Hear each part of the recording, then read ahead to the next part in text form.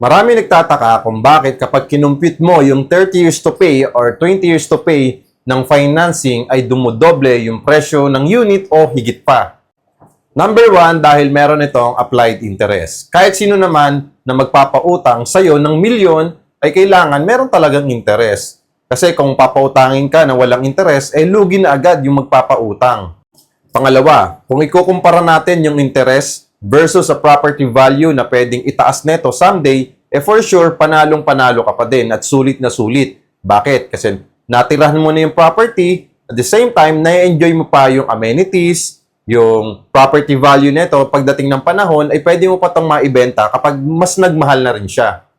Pangatlo, kung ihahantulad natin sa pagre-renta, okay? Kung nagre-renta ka ng 10 years, 20 years, 30 years, okay? Hindi naman mapapasayo yung property. At ang malupit nun, nakailang taong bayad ka na, siguro, milyon na rin yung inabot nun.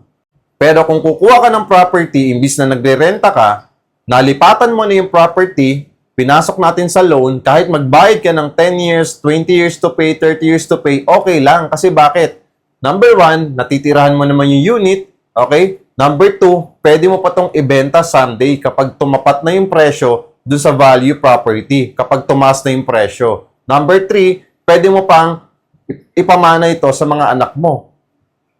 So kung naghahanap ka ng property investment for only 10,000 to 25,000 cash out only, no spot down payment, eh pwede mo akong i-follow at i-message para masendan kita ng details. Good news, 2-bedroom unit na to at wala pang hidden charges, lifetime ownership at ready for occupancy na.